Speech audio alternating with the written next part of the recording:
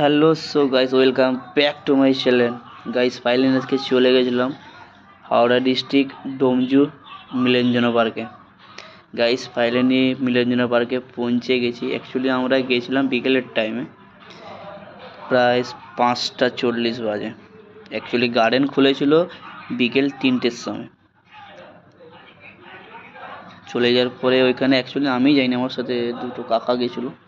কাকুর সঙ্গে আজকে গিয়েছিলাম, আমাদের কোম্পানিতে জব করে। ওইখানে গিয়ে অনেক কিছু সিস্টেম দেখলাম। মানে গার্ডেনের মধ্যে পার্কিং গাড়ি রাখার প্লেস আছে, প্লাস প্লাস এখানে গার্ডেনের মধ্যে এই যে ফিস্ট এভরিথিং করার প্লেস আছে। গার্ডেনটা খুব সুন্দর। এই গার্ডেনের মধ্যে ফ্যামিলি নিয়ে আসার অনেক বেটার, কেন কি এই কাকুটা আমার সঙ্গে গেছিলো। গার্ডেনের মধ্যে সুইমিং পুল, ঝর্ণা, এভরিথিং সব কিছু আছে। ফ্যামিলি নিয়ে কাটানোর মজাটাই আলাদা।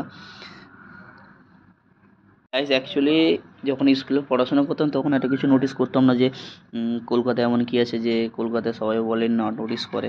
প্লাস গ্রামে এমন কি নেই যাতে গ্রামে নোটিস অনেক কিছু অনেকেই মানুষ করে না, যারা যারা করে না তাদের কাছে কী ইনফরমেশন আছে বাট আমি জানি না। কিন্তু আমি এখন কলকাতায় থেকে কোম্পানি জব করে নিজেকে অনুভব করছি যে অনেক কিছুই কলকাতায় আছে দেখা, যেটা আমরা গ্রামে দেখতে পাই না, বাট যেটা কলকাতায় আছে সেটা আমরা গ্রামে দেখতে পাই না। গাইজ গার্ডেনের মধ্যে অনেক কিছু জিনিস দেখার আছে, যেরকম এভরিথিং। ইতিহাস বইতে আমরা পড়াশোনা করেছি, যে অনেক কিছুই পড়াশোনা করেছি যে দেখতেই পাচ্ছি। এবার যারা ভিডিওগুলো দেখবে তারা নিজেকে অনুভব করবে যে যারা পড়াশোনার লাইফটা কাটিয়ে এসছে অনুভব করবে। অ্যাকচুয়ালি এখানে ফ্যামিলি নিয়ে এসে টাইম কাটানোর মজাটাই আলাদা। এবার অ্যাকচুয়ালি আমার খুবই ইচ্ছে আছে মাকে নিয়ে এসে 1 সপ্তাহ থেকে কলকাতায় সব কিছু দেখানোর জন্য, বাট আমি তো নিয়ে আসতে পারছি না, আমার কাজের চাপ থাকে। বাট নেক্সট টাইম নিয়ে আসবো। বাট এখন ফ্রেন্ডের সঙ্গে কাকুর সঙ্গে অলরেডি ঘুরছি। তো অ্যাকচুয়ালি আমার টার্গেট ছিল নিকো পার্কে যাওয়ার জন্য, কিন্তু নিকো পার্কে যেতে পারিনি। আমার একটা ফ্রেন্ডের জন্য ও বাড়ি গেছে, নেক্সট টাইম আসবে। গাইস স্কুলের যখন পড়াশোনা করতাম তখন তো অনেক কিছু নোটিস করেছি, বাট এখন বড় হয়ে নিজেকে লজ্জার বিষয় এখানে। বাট কিন্তু মনের যেটা আছে সেটা তো প্রকাশ করতে হবে।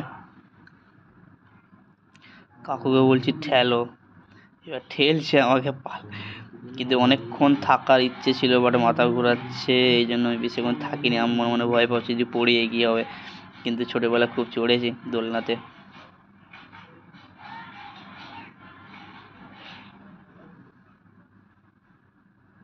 ও মাই গড, খুব ভালো লাগছে গাইস বসতে।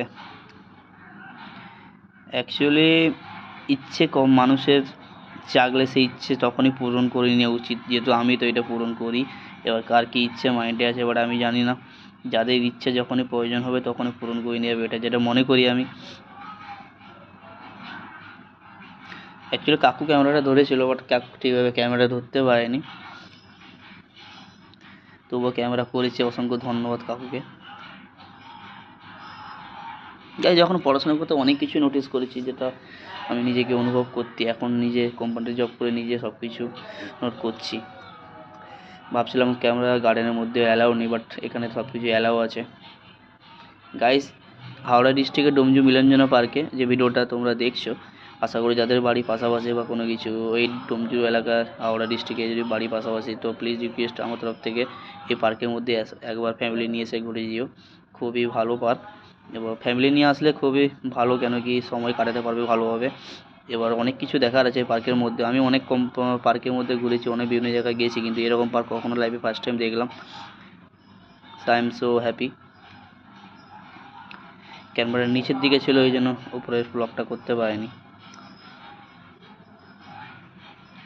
এবার আমি ভেবেছিলাম হয়তো ক্যামেরাটা নিচের উপরের দিকে কেউ যদি কমপ্লেন করে। অ্যাকচুয়ালি এখানে তো পুরো ফ্যামিলি নিয়ে এসছে, অনেক কার কী প্রবলেম তো বলা যায় না।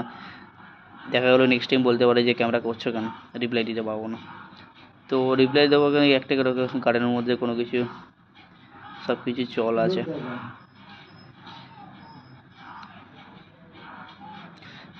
কাকুকে বলছি কাকু তুমি আমার সাথে চলো, একসাথেই যাই। কাকু তো পেছনে, একটা পেছনে ছিল, কাকুর সঙ্গে যাচ্ছি হাত ধরে।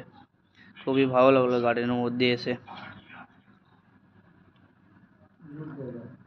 গাইস বিকেলের টাইমে গেছি তো অন্ধকার, ক্যামেরাটা ঠিক ক্লিয়ার আসেনি, দিনের বেলা বলে ক্লিয়ারভাবে আসতো। আর আমাদের কাছে কম টাইম ছিল, সব কাজ কমপ্লিট করে যেতে হয়েছে। সানডে ছুটি থাকে, একদিন ব্লগ বানাতে বেরোই কলকাতা, কিন্তু আজকে মিস্টেক হয়ে গেছে। আমার ফ্রেন্ডটা কোথাও বেড়াতে গেছে কিন্তু আসেনি, থাকলে আমি অনেকক্ষণ মর্নিংয়ে বেরোতাম।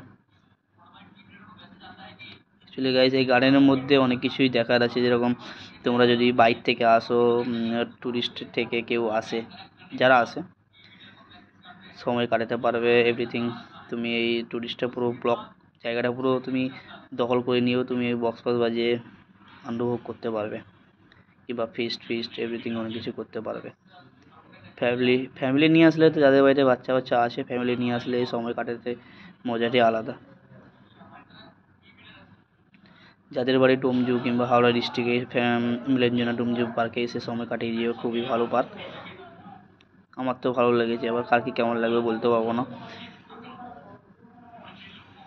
গাইস অনেকটা এখানে তো স্পিড বোট আছে, যেরকম আমরা দীঘাতে স্পিড বোট নদীতে ঘুরেছি, কিন্তু এখানে তো দীঘা না, অ্যাকচুয়ালি এটা পার্কের মধ্যেই, এই পার্কের মধ্যেই স্পিড বোটে পায়ে স্পিড বোট, এটা ফ্যামিলি নিয়ে 4 জন বসে।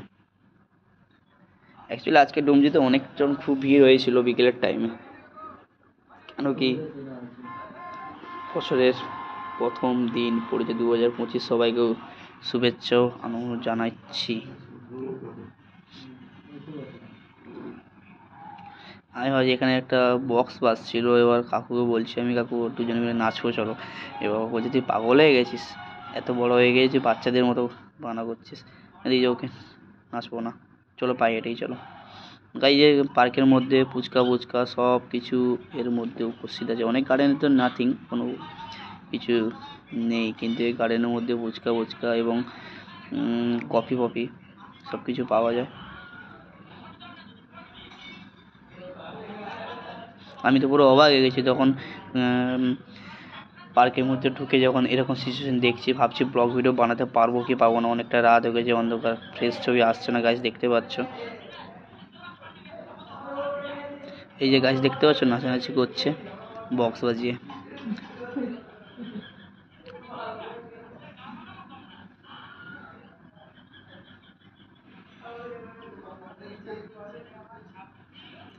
আমি কাকুকে বলছি কাকু নাচবো চলো। গাইস এই পার্কের মধ্যে দেখতে পাচ্ছ রিক্সা অ্যালাউ আছে, কিন্তু কোনো পার্কে অ্যালাউ নেই। পার্কটা গাইস দেখে নাও, বাচ্চাদের ফ্যামিলি নিয়ে এসে কাটানোর মজাটাই আলাদা। কারণ এখন তো সবার বাড়িতেই বাচ্চা আছে, যারা বাড়িতে বাচ্চা আছে তারা যদি সময় থাকে, হাওড়া ডিস্ট্রিক্ট ডোমজু মিলনজনা পার্ক, ডোমজুতে এসে বলে দিলে যে আমি মিলনজনা পার্কের সামনে নামবো, 10 রুপিস ভাড়া নিবে, ওইখান থেকে নামলে 20 রুপিস টিকিট, বললে হয়ে যাবে। আর কেউ যদি না আসতে পারো আমাকে লোকেশন প্রেস করবে, আমি বলে দেবো।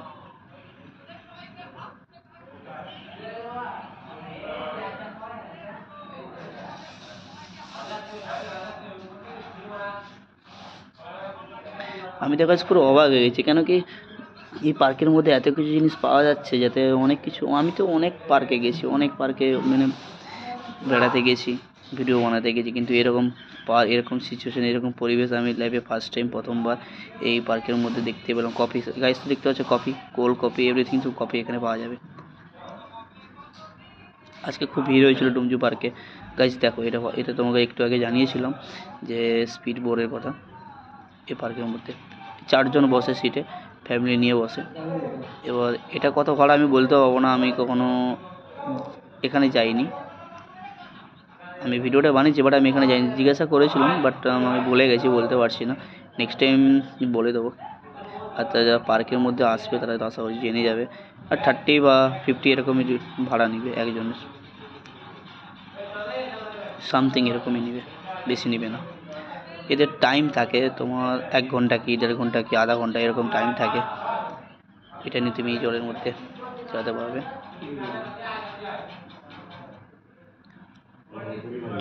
গাইস অন্ধকার হয়ে গেছে, ক্যামেরাটা নিচের দিকে ছিল, ছবিটা ক্লিয়ারভাবে আসেনি।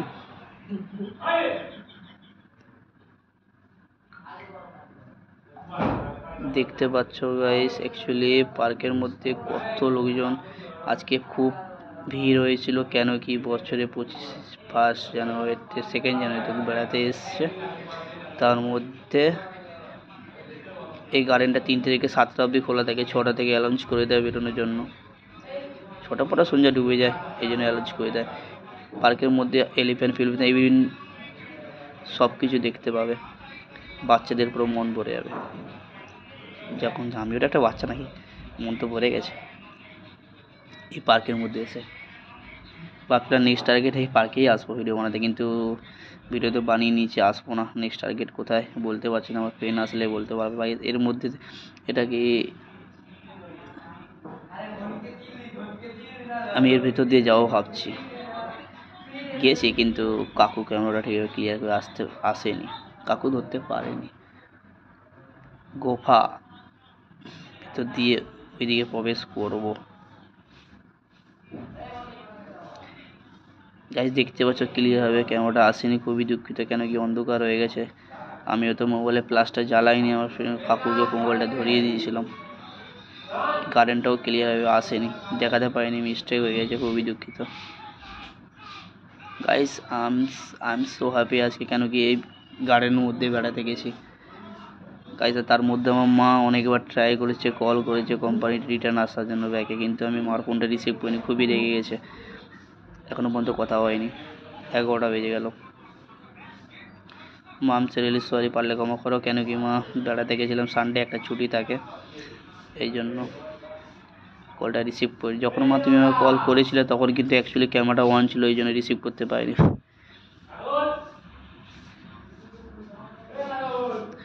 পার্কের মধ্যে আবার ডগ ভাবছি এইদিকে, আমি ওকে ডাকছি, ভয় সরে যাচ্ছে ওইদিকে।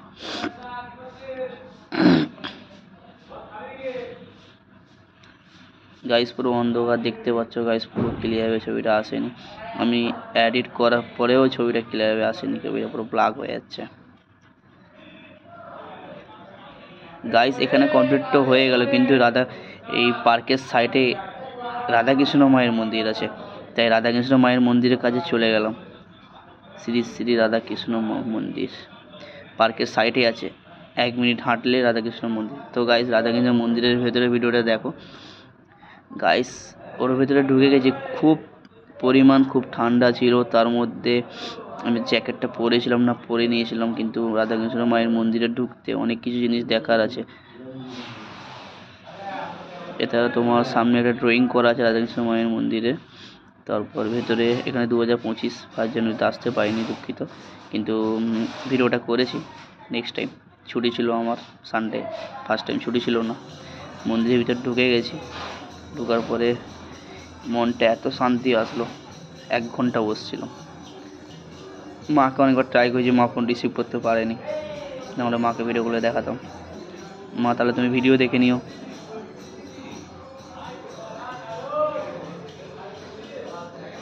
জয় হরে কৃষ্ণ হরে কৃষ্ণ হরে রাম। গাইস ছবিটা পুরো ক্লিয়ার, এত মন্দিরটা খুব সুন্দর সাজিয়েছে গাইস, মন ভরে যাবে। যদি কখনো তোমাদের সময় থাকে কিংবা টাইম দিয়ে আসতে পারো।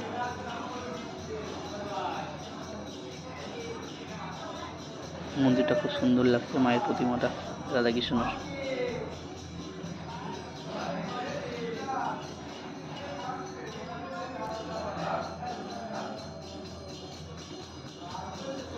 গাইস এখানে পার্কের সাইডে রাধাকৃষ্ণ মায়ের মন্দির আছে, 1 মিনিট হেঁটে ওই পারে যেতে হয়, রাস্তার পাশেই।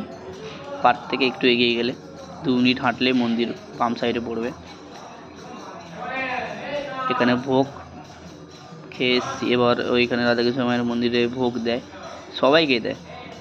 ভোগ খেয়ে তারপর ব্যাকে কোম্পানি চলে एससी। मंदिरটা কেমন লেগেছে না লেগেছে कमेंट করে জানিও। सबसे पहले आप लोगों को सब्सक्राइब करना पड़ेगा यूट्यूब चैनल, उसके बाद आप लोगों के पास